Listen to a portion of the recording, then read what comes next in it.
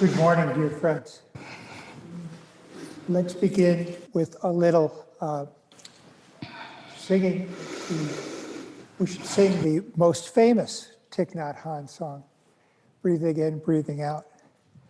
A little story: when Thai had his stroke in the fall of 2014, he had been scheduled to travel with his monastics in December of 2014 to Vatican City for an ecumenical council. And of course, the monks and nuns did travel, but they didn't know what Thai wanted to say. They had no preparation, so they just kind of showed up. And the people who were there, the other monastics from other traditions, said, well, what do you guys do? Special or different? And they said, well, we sing.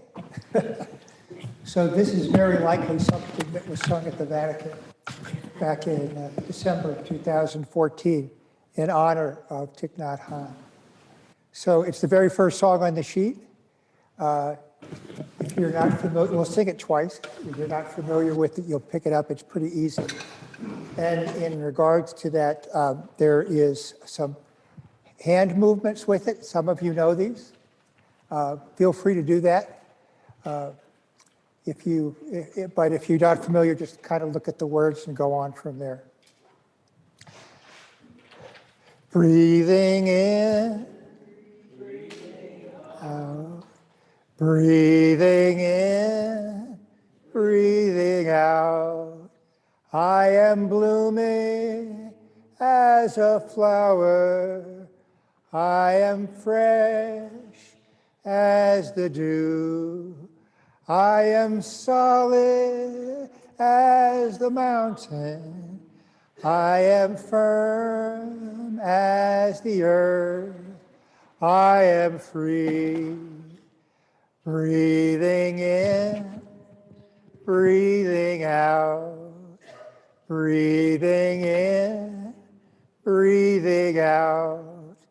I am water reflecting what is real, what is true. And I feel there is space deep inside of me. I am free, I am free, I am free. Let's do that one more time. Breathing in, breathing out. Breathing in, breathing out. I'm blooming as a flower. I am fresh as the dew. I am solid as the mountain. I am firm as the earth. I am free. Breathing in, breathing out. Breathing in, breathing out.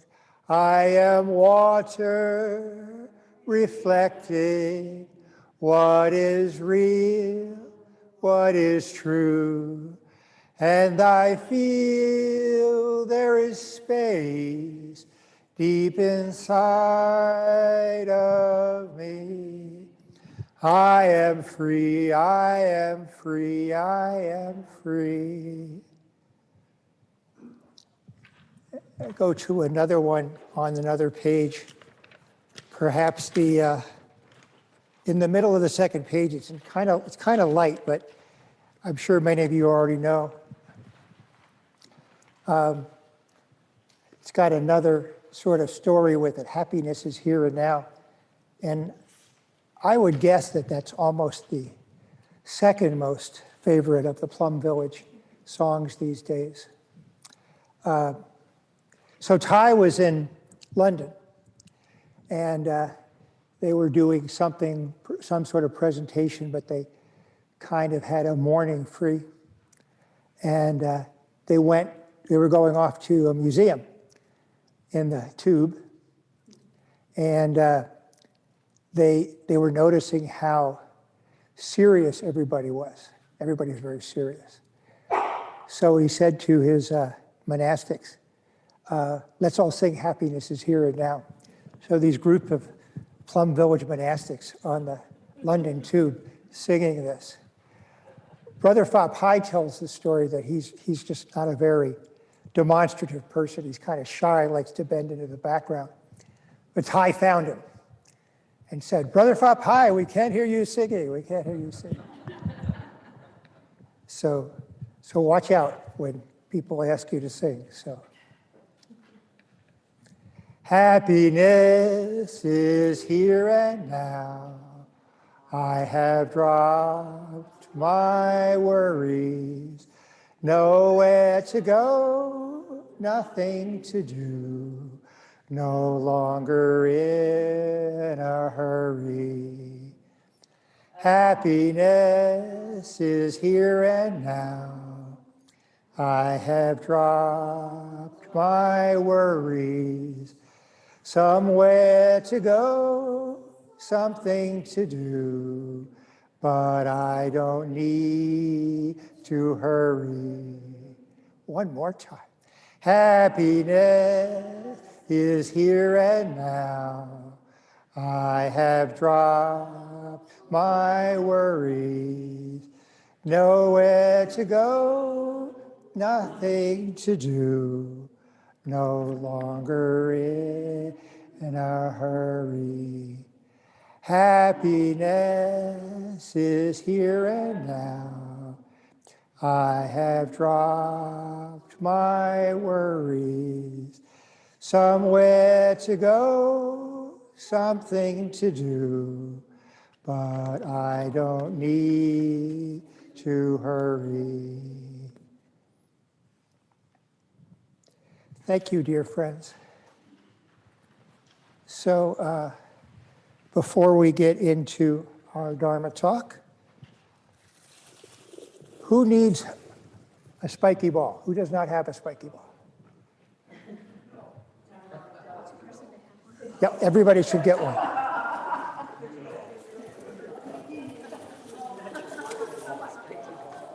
Don't toss them, some dog may go after them.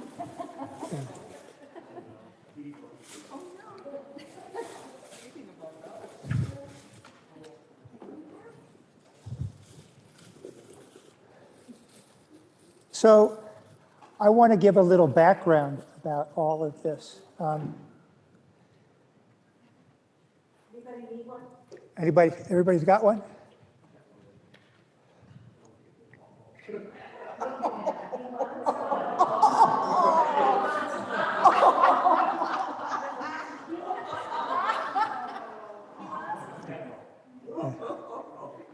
No, I don't think so.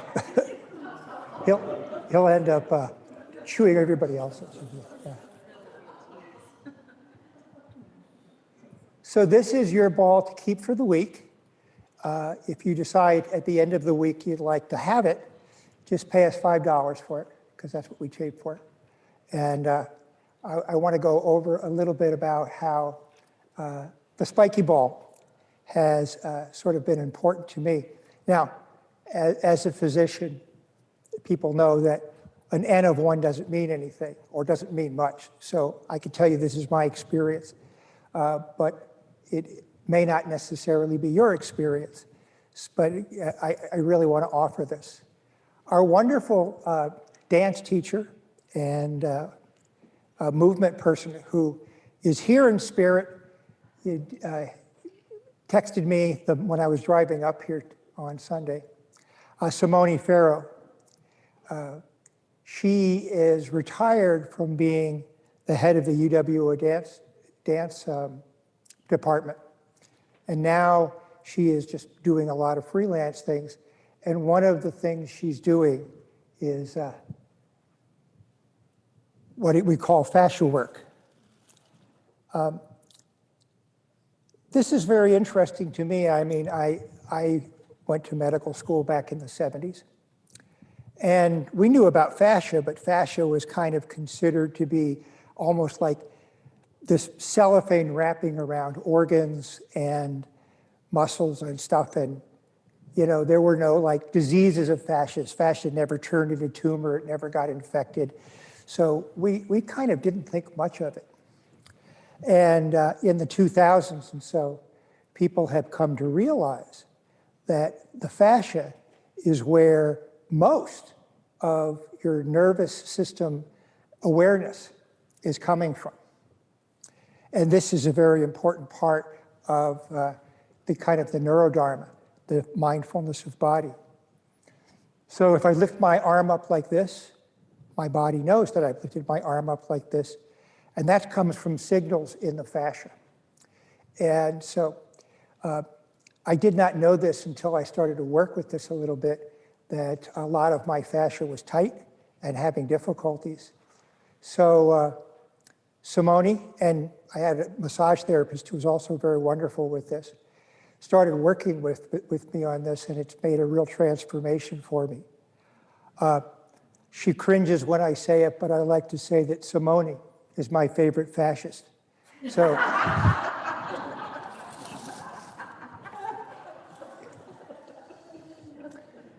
and since I'm no expert at anything relating to this, I just want to give you, and my goodness, you could, these are also called sensory balls. And if you get them from Amazon, they got the name on here, this is EduShape, and they're actually quite good for kids with sensory processing disorder, things along those lines.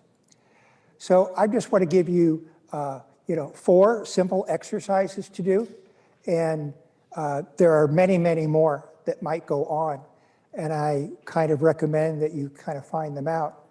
Well, actually, maybe the 5th one is just a general one. So one of the places where we have a lot of fascia is the place where we get fasciitis. I mean, I don't know, I've had fasciitis in my foot. I don't know, plantar fasciitis.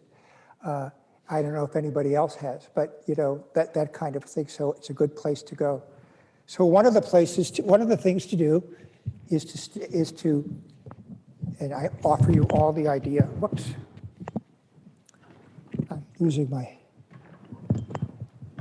Steve, have a ball, is to roll the ball under your foot, trying to get all of the edges, including your toes. And as many of you may know, I've been doing this with Simone diligently for 5 months, and I'm still using a chair to keep my balance. So if you need that, feel free to do that. And get it, try to cover the entire surface of your foot, including the edges. And then change to the other foot.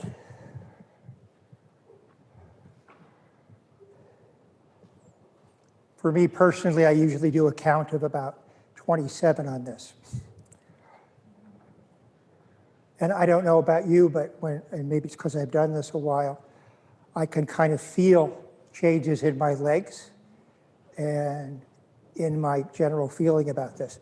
Here's your Surgeon General's warning. Once you start to do these practices, you're going to start to feel differences in your body. So rolling under the foot is kind of exercise number 1. Exercise number 2 is to just stand on it and just bounce a little bit. And once again, yes, if you're having trouble with balance, get yourself a chair or a wall. Just kind of feel that. I like to bounce on the heel, but you might roll up and bounce on the ball of your foot as well. And then change over.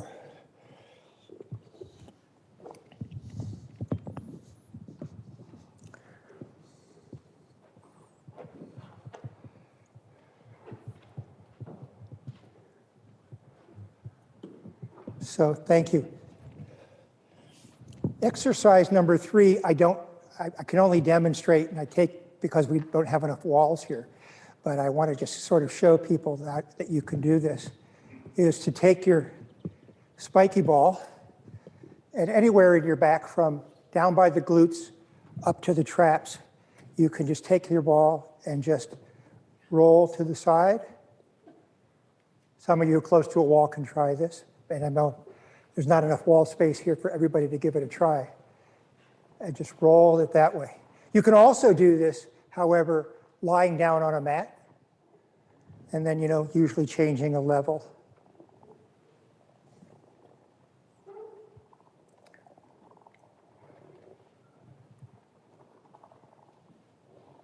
It makes funny noises too, which is a plus.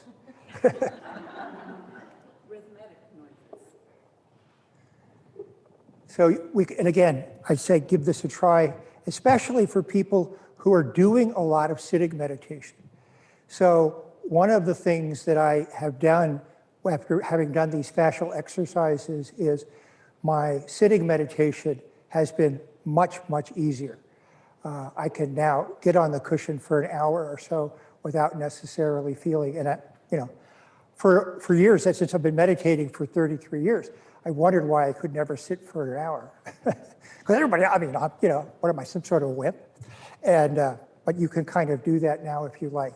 So, and the last exercise I just wanted, this is a very easy one to do, and it's very good if you're at your computer and just watching a video or watching television, is to just roll it forward over the top of your head. You have a lot of fascia. It's very interesting if you want to look it up and see where all the fascial planes are.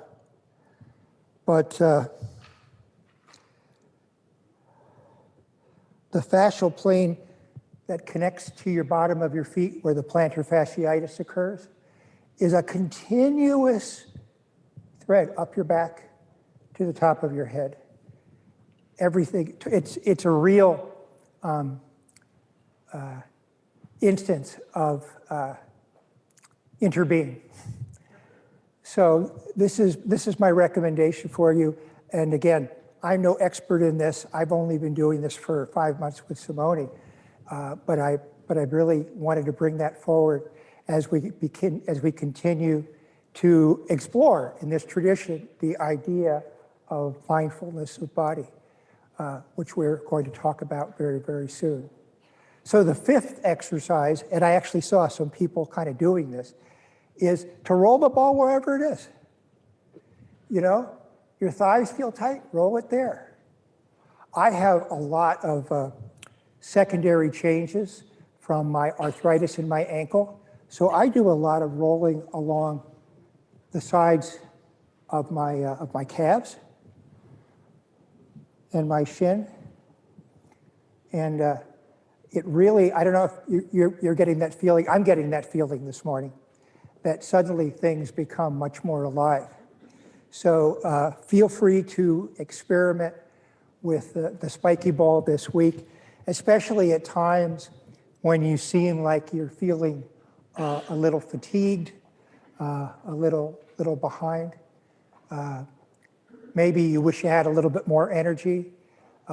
Take a nap if you need to take a nap, but you might want to try using the spiky ball. So thank you all for that. Thank you.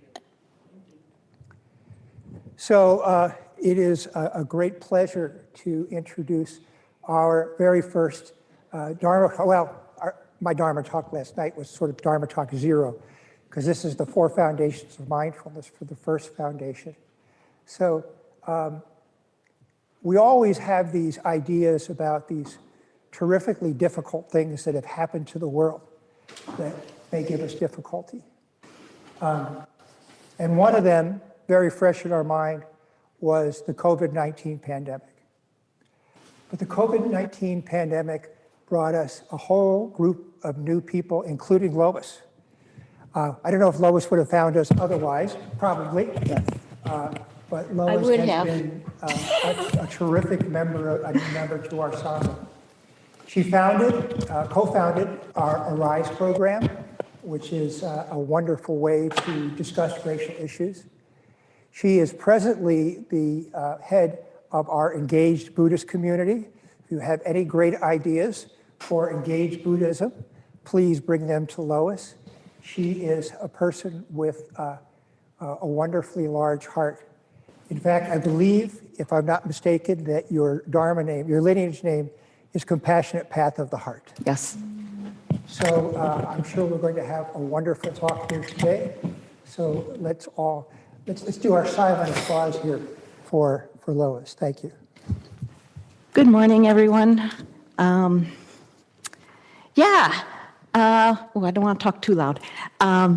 Thank you, Paul, for that new demonstration. I really liked it a lot because it's so connected with what I'm going to talk about. So, mindfulness of the body in the body has been one of the practices that's has been very hard for me to connect with.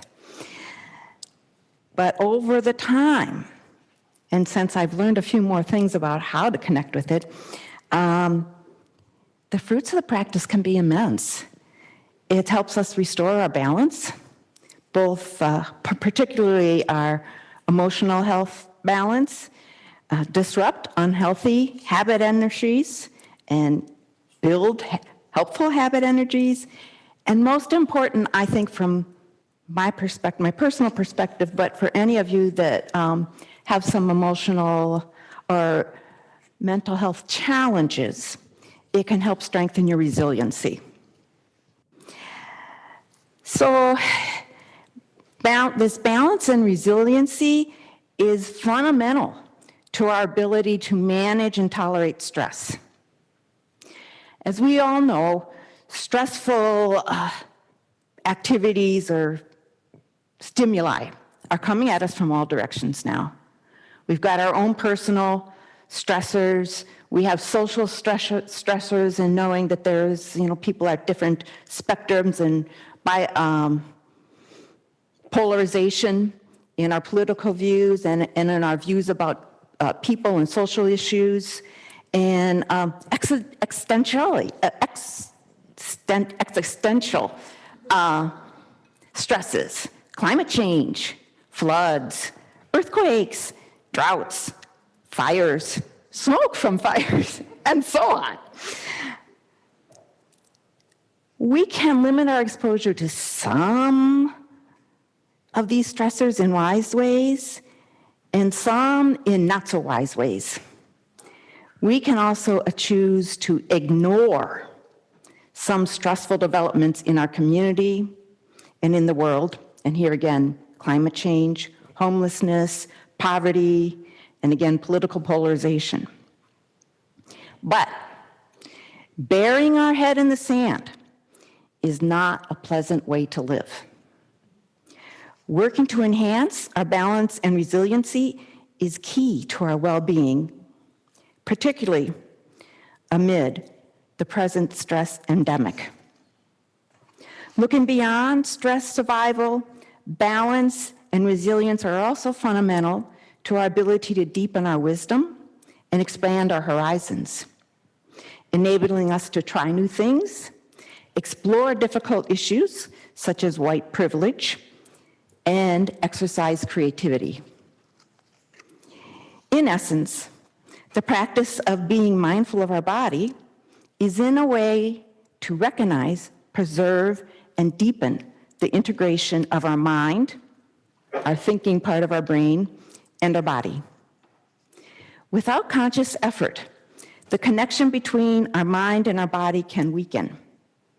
Our ability to be aware of messages from our body can grow dim, and be aware, being conscious, and the ability of our mind, the conscious part of our brain, to control our actions and reactions and disrupt negative habit energies can diminish.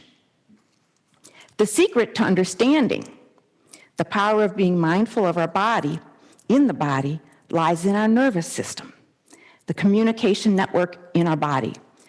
Our ability to consciously control our responses to stimuli and initiate action, and I think one could say neuroplasticity, the ability for our brain and our nervous system to change, to rewire. As many of you who are of older generations know that when we were young, it was considered that Whatever you are, whatever your habits are, you can't change.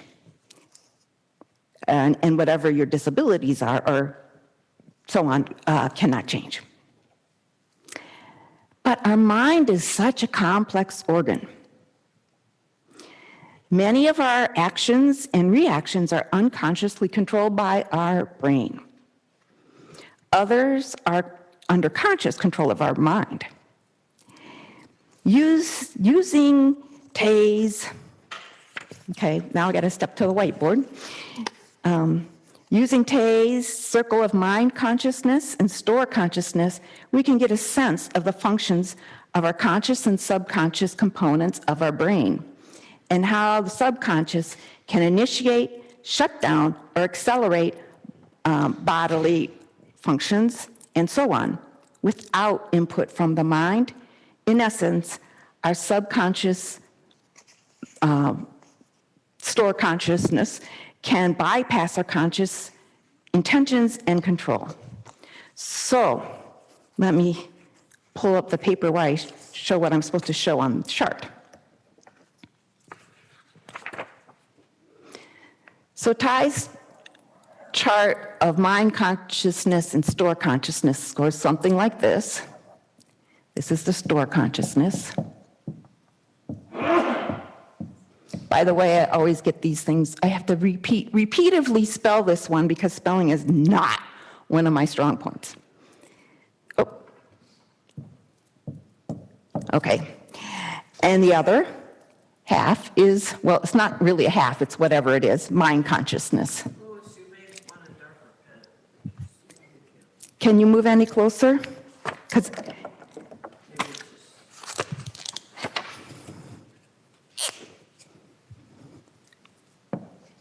there we go. That's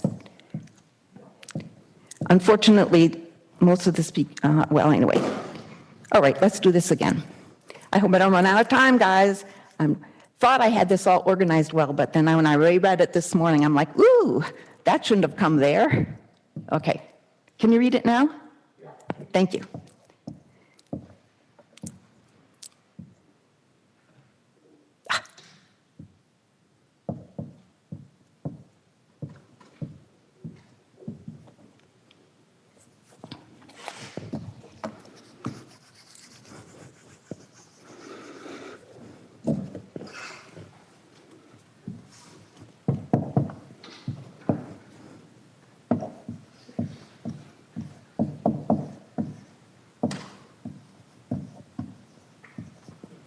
Okay, so we know, now this is going to get difficult because I have a lot to say here. We are working on wise thinking here, or wise listening. That means what our ears hear, it goes through our store consciousness, or I'm going to put it over here. One can roughly consider this to be our subconsciousness. Oops. Okay, guys, I'm already getting messed up with my spelling. My spelling gets worse when I get a little nervous. You're doing great. Thank you. Okay, our subconscious. And up here, you can think of this as your conscious mind, but I just like to call it our mind. And it's easier to just write mind. Okay, so when our subconscious, and it's not exactly the same as a store conscious, but let's just look at our whole brain. Okay, it gets this message in from our hearing sensory things, and eventually it throws that up to the mind consciousness. And if we pause long enough and think about what the person is actually saying, we do wise listening. It's also wise speaking. So instead of having that super reaction right away, which is kind of a subconscious thing, not really thinking about it, we take time and we think, how can I really communicate to that person? How can I not be accusatory in what I'm saying to this person so that I don't turn them off. And you get your planning in here, your study in here, and many, many other things, as you know. Yes? Could you tell me the upper right quadrant there, what are those smaller words coming out of mind consciousness? Mind listening and speaking. It's only on one screen. Can we put it on some more of the screens? I think that might help. Wise listening and speaking, Yeah. planning, and study. Okay. But there are a ton of other things that you could put up there. Thanks. And down here, we got all these seeds that aren't, basically wires that are connected for how we speak, how we process what we hear, and so on. And then we got our habit energies that I'm just going to draw like this. And as you may know, some of these are positive and some of these are, well, let's say some of these are helpful and some of these are not helpful to our well-being. Now let's see where I put this in. Okay, so this is where our central nervous system comes in, or at least being mindful of the body in the body comes in. So this basically leads down to our spinal column, and the wiring there is a part of our central nervous system, and the brain is also part of this central nervous system, and it comes up here. So that we got communication going both ways, down and up. So there is a part of our brain, and I'm sure Paul can tell you more. I didn't bother to learn all the names or to put it in my presentation. A part of our brain gets most of these messages first and decides sort of, what does this mean? Can we act on it rationally? Or, can I do it? Can I deal with it without bringing either the mind in or, importantly, the survival function? And this is very important to all of us. Oh, wait, I didn't write it down here. V-I-V-A-L. Got it? Did I spell it right? The problem is when our survival mind gets the message, it flows much faster to our survival part of our brain than it does to our mind. That means before our mind can interpret what's coming in here, survival action has already taken place, already been initiated. Now I just want you to hold on to that thought for a while. Lois, do you want us to hold the questions? Yeah, I think so, because I got a lot of pages here, and I'm happy to go on beyond the 11 o'clock hour if Paul lets us. Okay. So, they already said basically the central nervous system enables us to exercise control, either conscious or subconscious, over our bodies, functions, and movements, and be consciously or subconsciously aware of our body's sensations and experience. And in our teachings, we learn that some of our body functions can be controlled by both consciously and subconsciously, and what we usually hear about that is our breathing, which is why breathing is such a big component of our exercises. But breathing is really not the only one that can be controlled by both. For example, when you're learning a new skill, your mind has to figure out each and every motion, tiny little motion, changes and balances, and so on, both what are happening in the body and whether they're working, your mind probably figures out whether they're working, and how to change those things to make them work better. So that both are working together when you are learning a new skill. Okay, let's see, what do I need to do here? Okay, I don't think I need to add anything to this one because we basically know this is the brainstem, da-da-da-da. So the subconscious part of our mind manages several functions, two sets of functions, one innate, and the other set subconsciously created, of particular relevance to our discussion this morning. The survival brain, and which our survival brain decides if we are at risk, if we are in danger, if we are threatened. And it triggers that fight, flight, or freeze response before our conscious brain is even aware of the risk or the perceived risk. And I'm going to emphasize perceived risk and habit energy functions. The subconscious part of our brain is where most of our habit energies are hardwired. And if unattended, they get more and more entrenched. And they can even expand. So these habit energies typically reflect numerous repetitions of a series of actions in the conscious and actions in the conscious or subconscious response to sensory or emotional stimuli.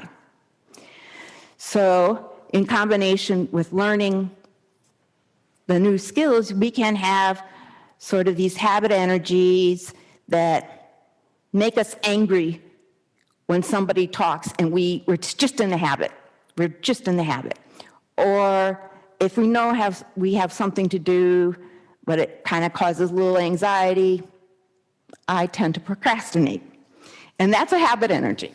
So I hope I gave you enough of an idea. So as I mentioned before, the repetitions, the number of times that you react in that way, hardwires those actions together. And that's how the habit energies are created. Now, some of these habit energies have been developed in our lifetimes through our experiences or sort of what kind of ways that we've found to cope with things, some positive, some negative.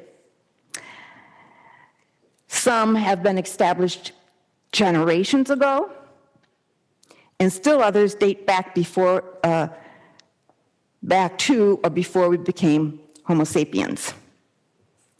And part of that could be considered the survival, but it's a different part of the brain. But basically, sort of this thing that you've got to fight if you come across somebody that's different than you. So I already alluded to how we can create, by building skills, new skills, how we can create positive habit energies. But I want to give you a little more of a tangible example. Consider how babies form habit energies. Unlike most mammals, or many mammals, babies do not know how to walk when they're born. And they work very, very hard to learn how to walk. Now, I have to admit, my awareness of this has been brought back up to my mind, or my consciousness, because of my new grandson, my only grandson. My daughter would video chat with us, and while her son was trying to, well, actually in this case, just stand, or just crawl. And you could see him, when he was learning how to crawl, he'd be down on the floor like this, and he wouldn't realize, he would go like this. He wouldn't realize that he has to put his knees under him. And he did that over and over and over again. And he kind of looked like a flopping dolphin or something. But he kept working at it, and he kept working at it, and eventually he would get this part lined up with the arms all the way up, or get the knees in the right place. And you could see, or at least I could visualize his mind working on each and every little component of that skill. But once he learned it and practiced it a few times, he did not have to think about it at all. His subconscious, his conscious mind just says, oh, I need to go over there. And his subconscious mind would take care of all of those steps needed in the right order to make that crawling action happen. Well, in a way, you can think of that as creating space in the mind to learn new things, because we can only deal with so many things in our mind at a time. And as any of you have learned a complex skill, you know that you have to get sort of the fundamental shape of it down before you kind of get it right into order and perfect it. Not that I normally perfect it, but anyway.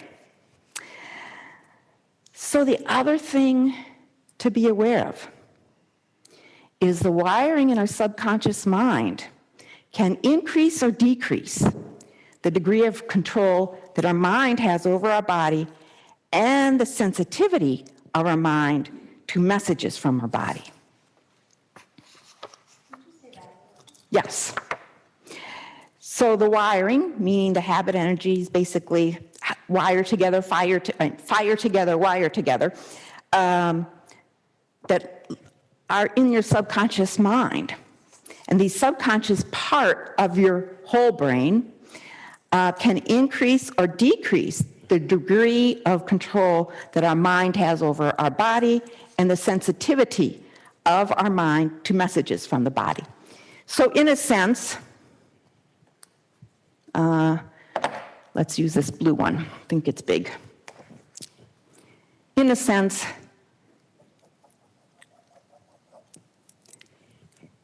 this line can move up.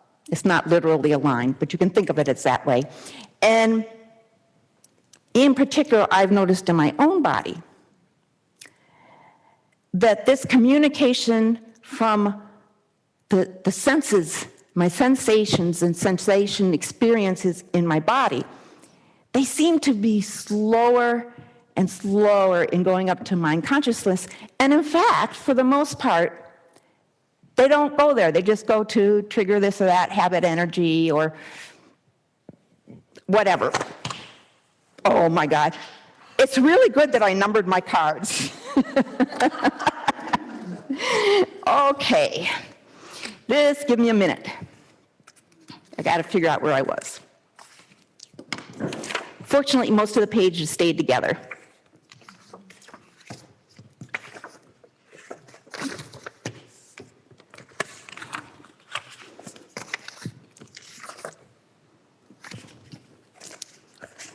All right.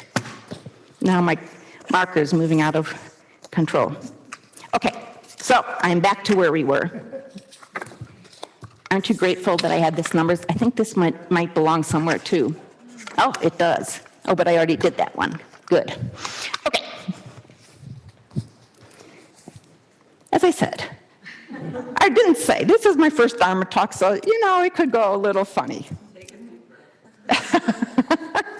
I'm okay. Okay. So another way of looking at this that I really like, because we hear a lot about this, muscle memory. Do you think your muscles really remember what to do? No, I don't think so, but I might be wrong. But my opinion, not as a physical therapist or any knowledge of the body, just from, I don't know, intuition that may or may not be right. It's the wiring in our subconscious part of the brain. And when you fire all those actions together, they wire together and create a positive habit energy. So we know how to walk because we do it all the time. We know what speed to do it at to maintain our balance, and what we need to do to balance if we speed up, and if we slow down, I'm not so good at the balance.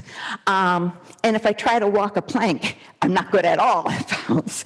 So, and that's also why sometimes when people have strokes, they can't walk anymore, is because this got destroyed, even if there's nothing wrong with their legs.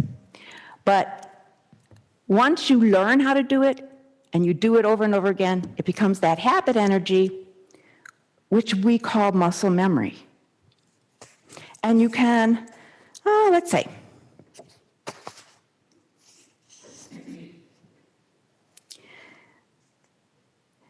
okay,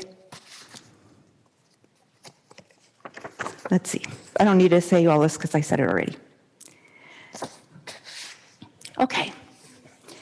Now this is where practicing mindfulness of the body, in the body, comes in. But before we go into that, more specifically, let's go back to the issue of stress.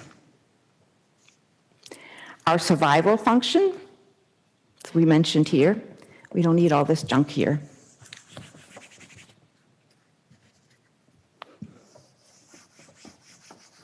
If you didn't get a chance to write it down, you can look at the video of it. I think Paul will circulate that.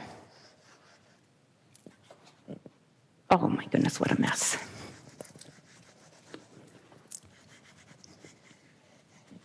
So our survival function, which I think is called, if people refer to it as the animal brain or whatever, actually is both positive and negative. I mean, if there really is a snake in the road, you do not want to go up to that snake. You want to go away. And before you realize, well, no, it wasn't really a snake, it was a stick, you're already far gone or frozen. I had a real experience of that. And I did the frozen part. Okay. And many of our habit energies are both positive and negative. Walking is a positive one. Well, let's see, what other ones are positive? Who can come up with a positive habit energy? I know there's millions of them. Yes? You smile until you smile. Yes, and that's a very interesting one. That is not only a habit energy, but it works with your mirror neutrons. And Paul can tell you more about that if we have time and if anybody asks. Okay, where does this graph go? Oh, did they get out of order? Aha, where's 11? There's one on the floor, isn't there? Yes, thank you. This is 11. Okay. Okay. Now, it doesn't make sense with 10. Let me go back to 10.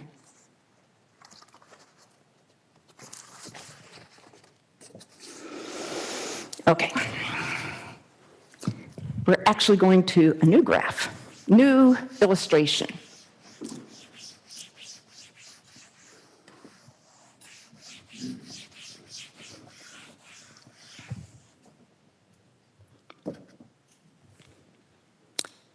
Okay. I'll just use black because I don't need it for anything else here.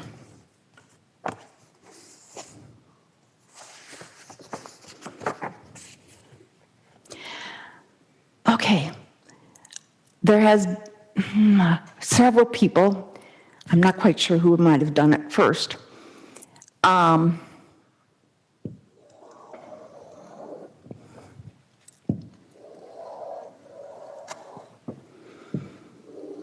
draw this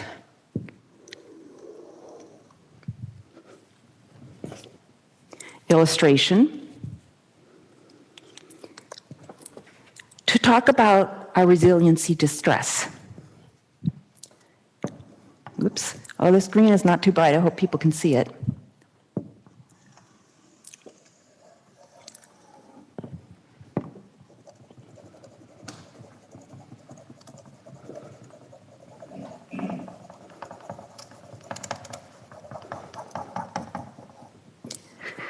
The green is our comfort zone.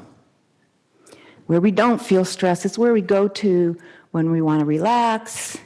Maybe you go for a walk in the woods, or you're sitting by the lakefront, which absolutely I love to do, gardening, whatever it is that is the most calming place for you. And sometimes it just is your home environment, depending on how calm that is. Now, this is supposed to be yellow. It's yellow in most graphics.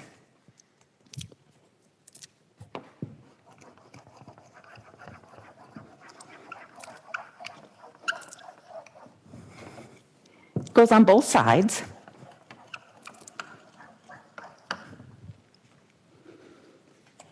Can you see that? Okay. These are considered different ways and different people talk about it.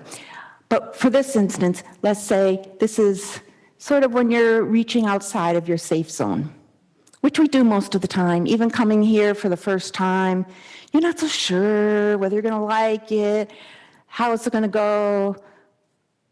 For me, whether I could tolerate being silent all the time, just because I wanted to make friends of people that I see all the time. And in our regular Sangha gatherings, we just don't have time for that. And most of them I do now on Zoom because I find it, well, not because I find it better, but just because I found one of them that I really like. Okay, now, so in another person that I'll get to later describes this as your resiliency, not your resiliency, your stretch zone. You're reaching outside of your comfort zone. Let's say, okay, doing anything new is a little bit outside my comfort zone, and like going to weaving class. I'm way outside my comfort zone. I don't know what's going to happen, but I really want to do it. So I reached outside my comfort zone.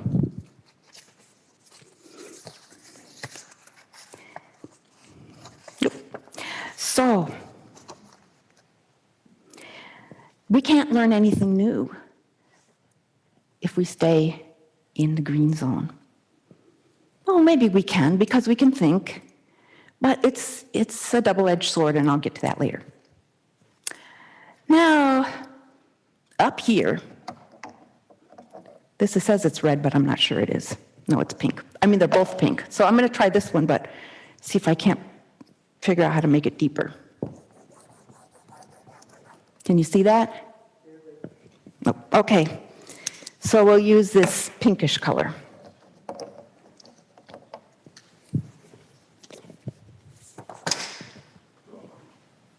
All right, don't worry about that.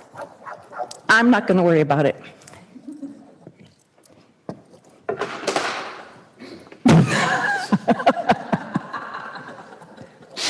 Okay, I have not used a whiteboard before, and I have not had it on such a firm...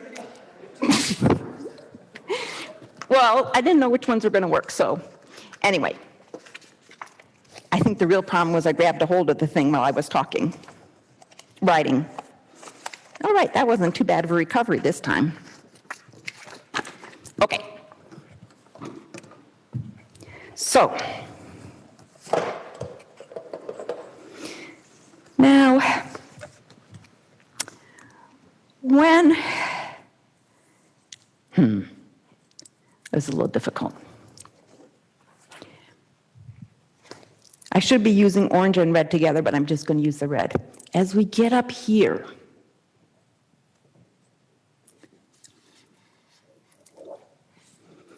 if we're well in tune with our body, if we can feel our body getting anxious, beginning to get close to shutting down, one way or the other, shutting down our mind, or let's say that, one way or the other, we can practice resourcing. What was that? Resourcing. Resources, like a resource? Yes. So those are skills that you've learned or not learned that can bring you back towards home. towards green, or to a more comfortable level in the orange. And those kinds of things are, okay, I'm getting really anxious, I need to walk in the woods. Well, for me, the river is like half a block from my house, so I go down and walk by the river.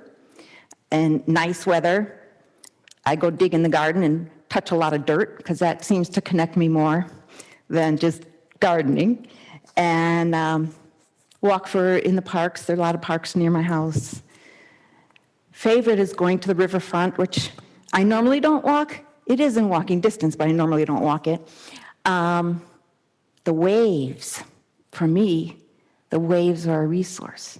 Other resources, my therapist, my kids, they have had a lot of challenges, mental health challenges, since each of them, well, were preteens. And they've had a lot of experience, particularly my younger child, Charlie. Charlie's experience has been with PTSD, really complex PTSD. So Charlie knows all about all these different resources, not as many as they're out there, but they've had experience with them. And so we can talk about it. When I'm like really nervous about something, or I'm kind of reluctant to go do something, they and I can talk about it, and we can understand each other because we've shared these experiences, and we do talk about it. And because I'm learning more about this. Actually, since I read the book, Our Body Keeps the Score, which I absolutely recommend for everybody. Since I read that, I understand so much more than I did before I read it. And then, when I started learning more about neuroplasticity, it all started to click in a little bit more. And then watching my grandson, it was just like, and learning how to do yoga correctly, just it all came together for me. But anyway, so you can move yourself down. But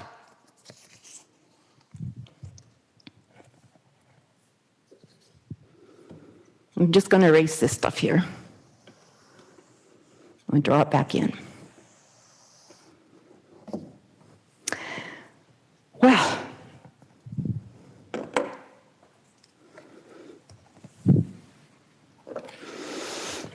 okay, try to remember. Oops, I didn't get it all off.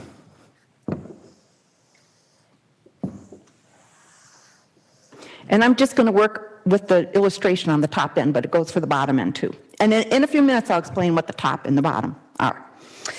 So,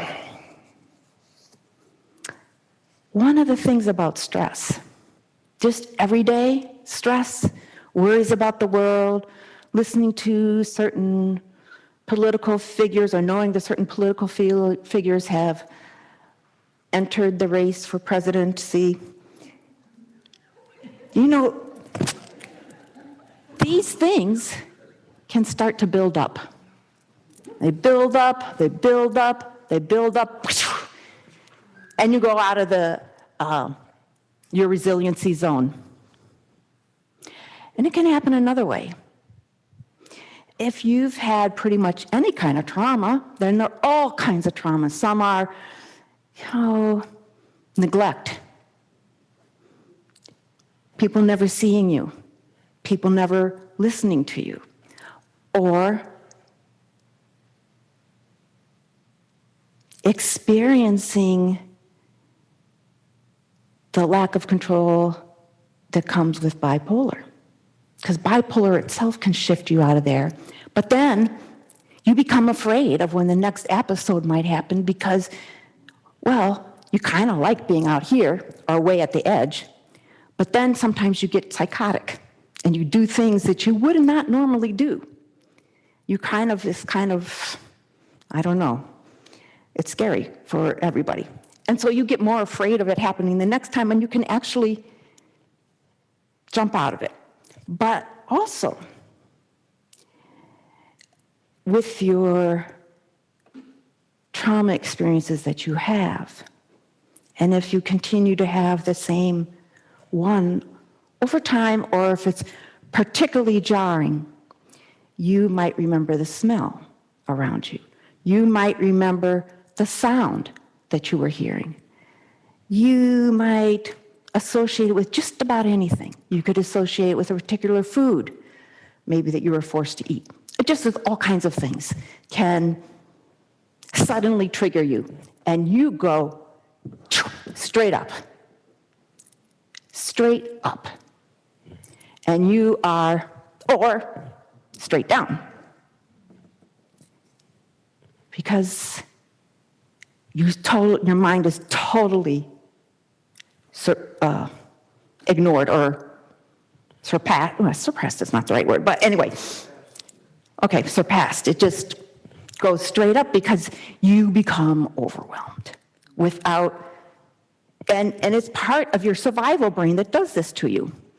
Because your survival brain says, okay, it doesn't really fit on this thing, but I'll put it over here. Your survival brain says, this happened, I heard this sound before, and something bad happened after I heard that sound. Immediately after, or while I was hearing that sound. So if it comes in from your nervous system or from your sensory. Now, Paul.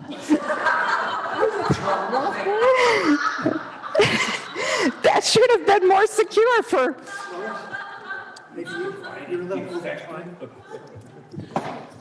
It's just sitting on here waiting. Okay. Okay. Nervous system. Actually, I thought it was kind of funny, but I shouldn't admit that. Anyway, okay, so all these things come in, and your survival brain takes over, actually, because whatever it was, you survived it, it was happening a long time, or you thought you were going to die, or it was just something that made you hypersensitive to whatever it was, and you shoot out before you even know it. So, I think I'm going to have to skip the part I really was interested in getting to. But let me go back to the graph where I have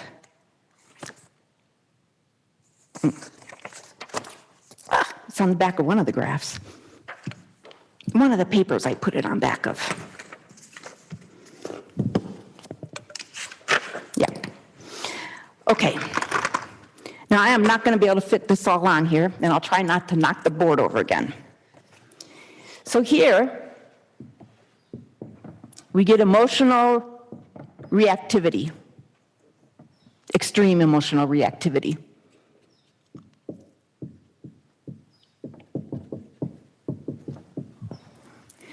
We become hypervigilant.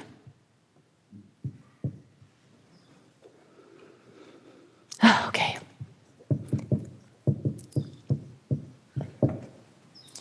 We have intrusive imagery.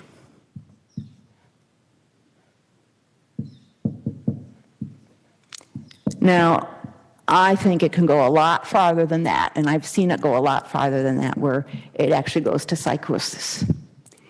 And the thing to remember is that you will have, or typically have, almost always have, disorganized, cognitive,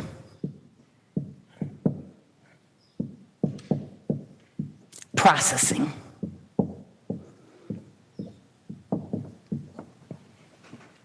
Even if your brain is thinking, it's not thinking clearly. It's all messed up. It's like,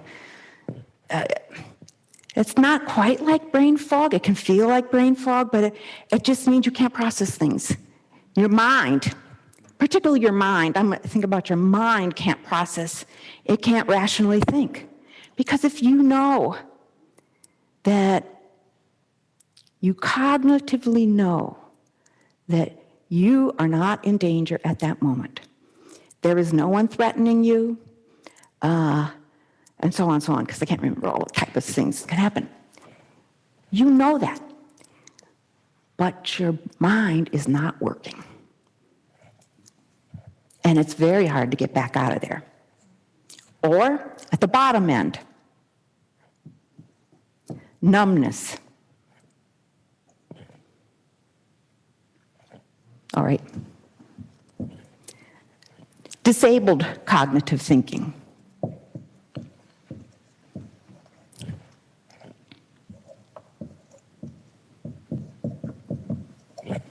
Processing, I should say, because that's really what it's about.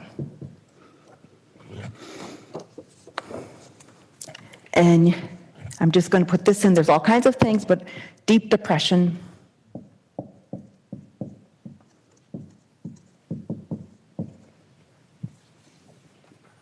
And I want to share a little thing that I learned from both of my kids, is when they were having so much trouble with their mental health challenges. They told me much later that they didn't want to go to school because they couldn't figure out what the teacher was saying. They could hear what the teacher was saying, but it didn't make any sense. They couldn't process it. And my youngest, when we were trying to figure out what was going on, had some testing. Actually, they had testing so that they could go into a specialty residential. Well, it would be residential. No, not facility, because it was not like a hospital. It was not a hospital at all, but it was like a residential school or a residential / for adolescents / school where they actually taught you, and they had therapists and that, and some of them are locked, and some are super secure, and some of them are unlocked. But anyway, so they had testing, and the tester told me that their executive functioning was really low. I didn't really know what that meant. I didn't know that that meant that they had disabled cognitive processing. I didn't know what that meant. I knew it was not good, but I thought, okay. Okay, so now, oh my goodness, I haven't even talked about this yet.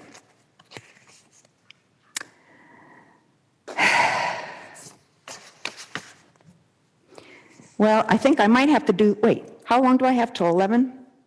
Well, we wanted to. Oh, time for questions. Well, maybe I can work with Paul to get to the second half of my presentation, which is where it gets really interesting. But anyway, so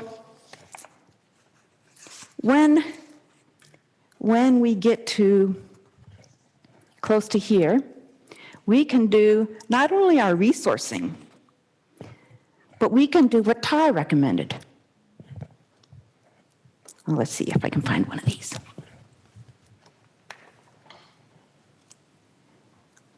Moving or changing?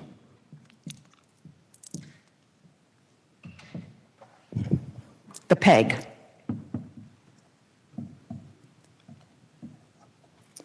So that would be something like going outside and doing a walk or some of those other things that I mentioned.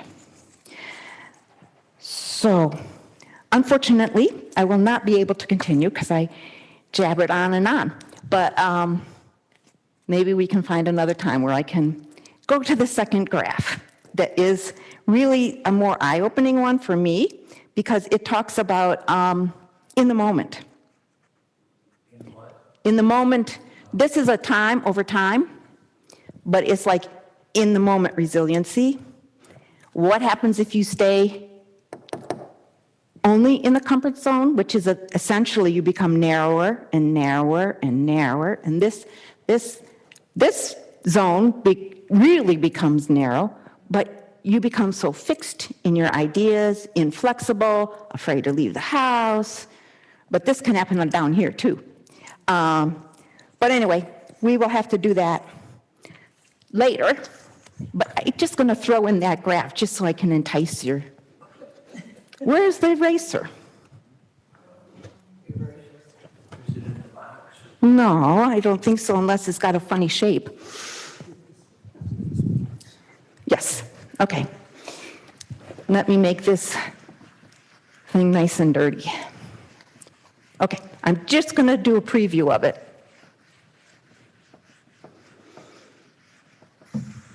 If we can't fit it in at a different time, then maybe I can present it in one of our sessions or something like that. But this is the one that I really like. All right, I'm going to do the black. Oh, here's the blue.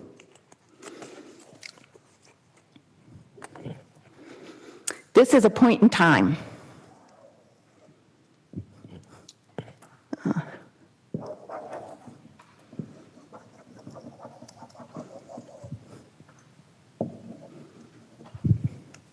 Okay. For me, this illustrated it better than the other one does.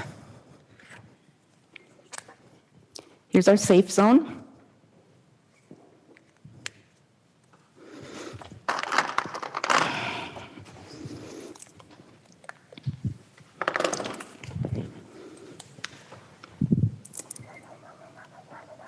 Here's our learning zone, trying zone, reaching, expanding zone.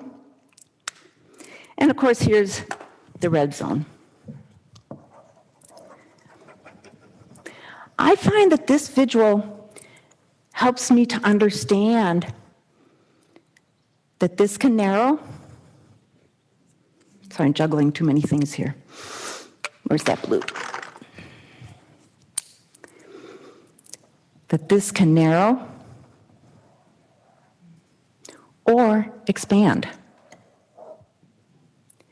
And this can narrow to a little dot, basically when you get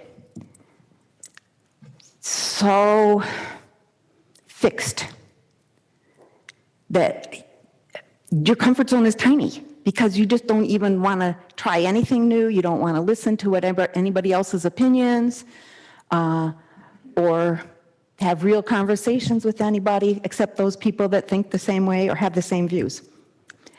So it's basically the same, but it just resonates more with it in this picture. But we'll just have to leave it at that. Now, I'll put this stuff away, or at least cap everything.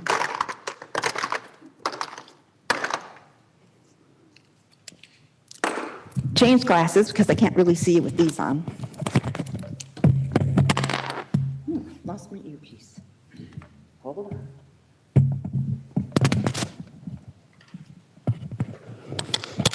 All right. That's too big for my ear. There we go. Questions?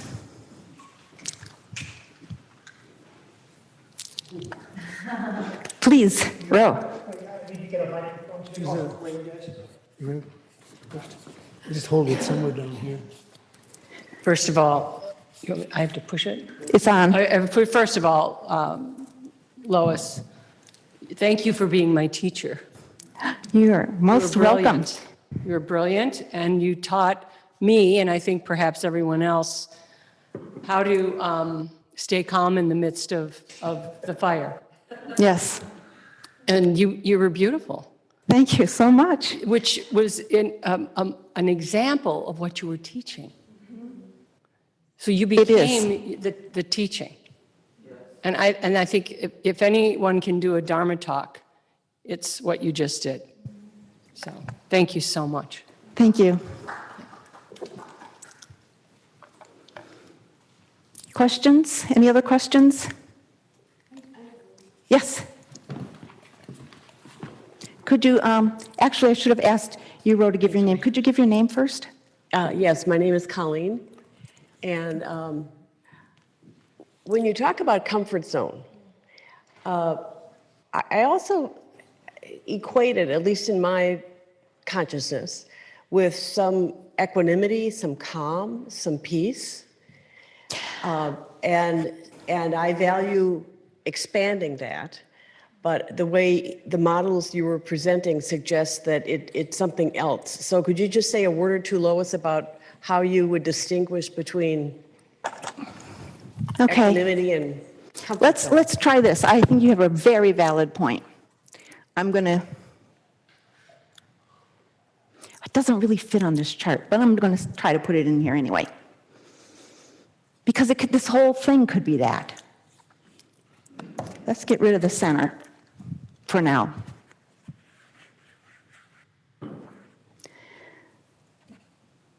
Let's say, just as Colleen said, that, let me repeat it the way you said it. Just holding comfort zone, one interpretation might be that it could be synonymous with equanimity, calm, peace. Yes, it could be like equanimity, as you said. It could be total. Like an aware acceptance. Acceptance. Like, also for me, it's like not being afraid of going and trying new things. It's just letting go of that worry of being rejected, and realizing that it doesn't matter.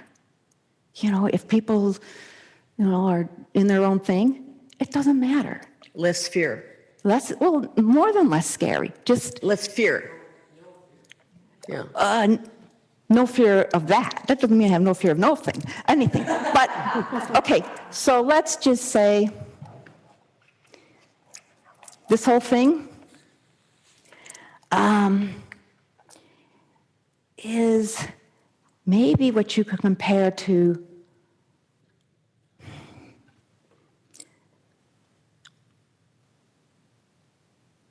enlightenment, in a sense. Mm-hmm. And in some of our teachings, we talk about enlightenment. You feel that, and then you don't. And you feel it, and then you don't. Or you live it, or you don't. Because it's hard to maintain that, I guess, if you've practiced a lot of times, or if you're particularly gifted in that, you can. But, and you can learn new things in that. It could be a combination of the resiliency zone. Actually, maybe let's do that. Because you can learn new things in this zone too. So it's actually both of those things. It feels safe. You can learn new things. You can think about things. You can try new things. You can meet new people. You can talk about and learn about issues that are kind of scary to talk about, or that you really don't want to go into, like evictions, the shortage of mental health care providers that's particularly bad in some areas where it's basically a mental health desert.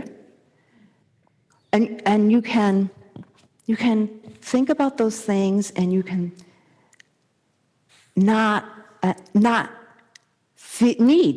need to go back to that narrow comfort zone, because you recognize this is what is. It is what it is, and it is what it is in that moment.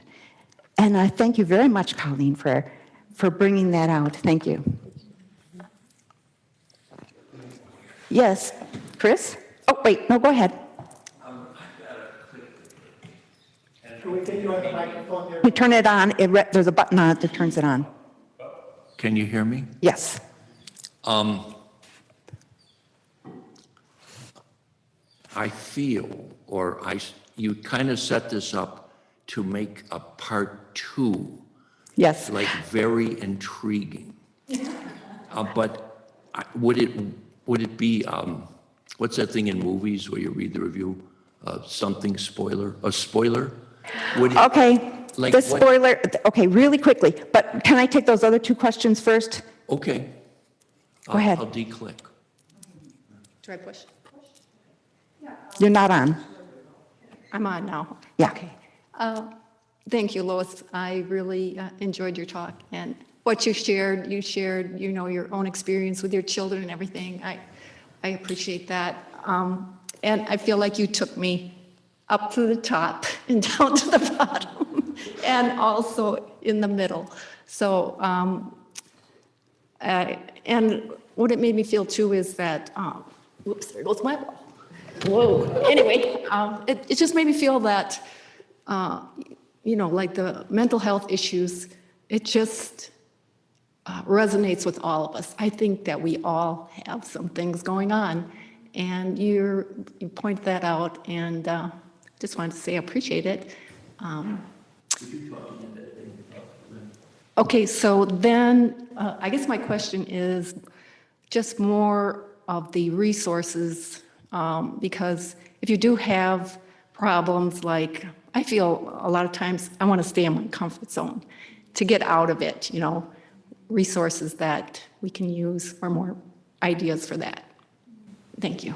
Thank you for your question. And I will also link that in with my response to Bill. Chris?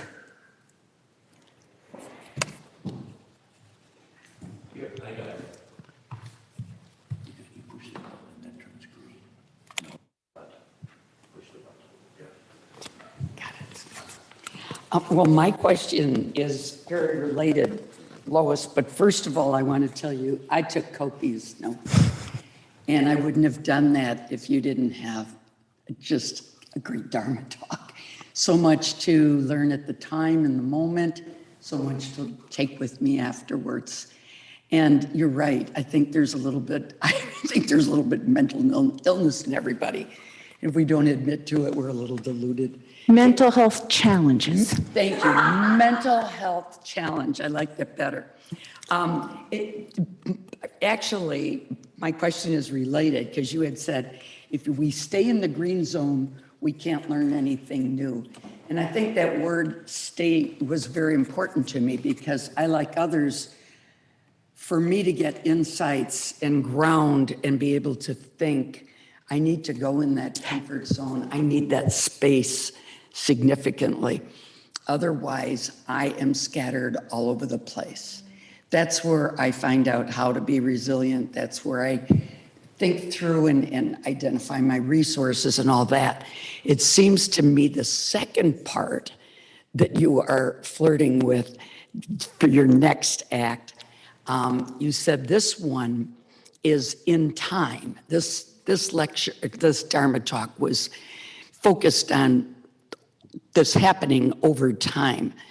The second part is in the moment, and that's why I'm wondering if you speak to one of them is over time, we must change, we must get out of that comfort zone. You're right.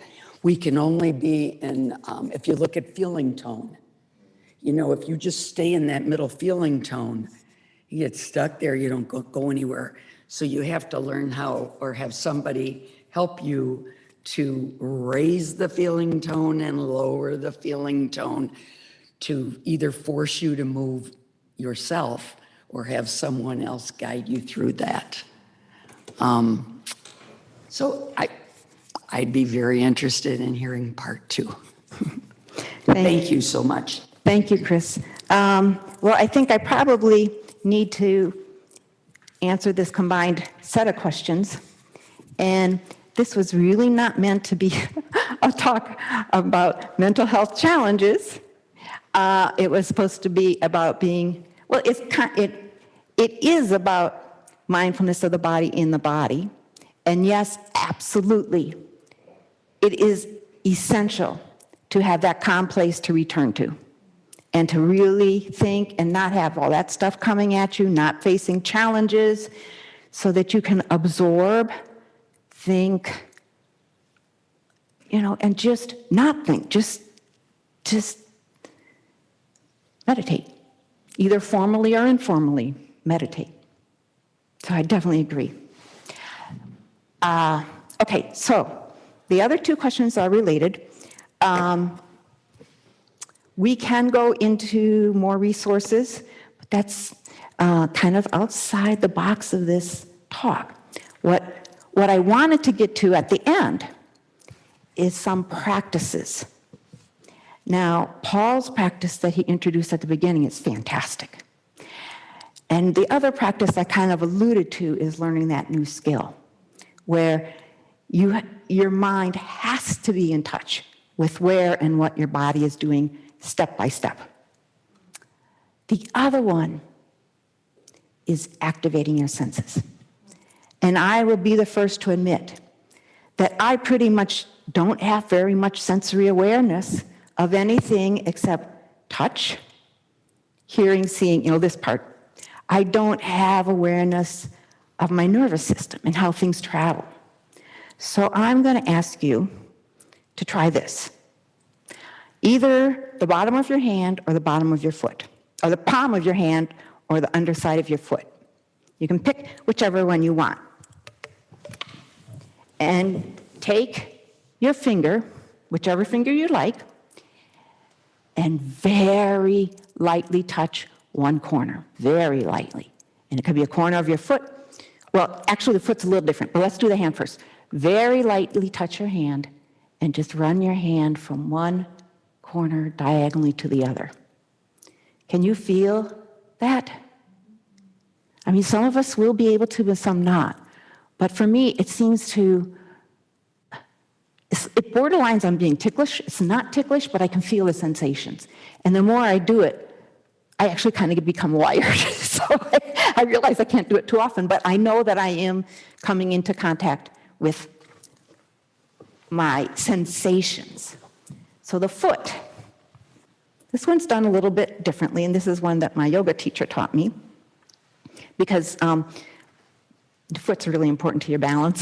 So, I mean, basically, I'm signed up for private lessons because my balance is so bad. But anyway, you do things with your foot, but take that same finger and go from your big toe all the way down to your heel. And then do it with the next toe, all the way down to your heel. But this time you're applying a little bit more pressure with one, a little less with the other. And see if you're sensing that. Because a lot of times when I touch myself, on my skin, I don't know if I'm feeling my fingers or I'm feeling my skin, or my skin is feeling it. So right now, this one is not sending me as many messages as my palm of my hand does. But I think that, something like that, and we can explore, if we decide to have some kind of a series of meetings on sort of bodily sensations and mental health challenges. We could explore more of these things and more of the other kinds of resources that are out there. I don't know all of them, but I imagine that several of the people participating, I know we have a lot of therapists in our Sangha, and of course, anybody that's not in our Sangha would be more than invited. If we decide to do this, would be more than invited, welcome to participate as well. Thank you, everybody, for listening. Thank you, dear friend. Let's have some applause here for us. Thank you very much. I'm applauding for everybody. Very expansive talk. So we now have time to do a little bit more body practice, including walking meditation. In about 10 minutes,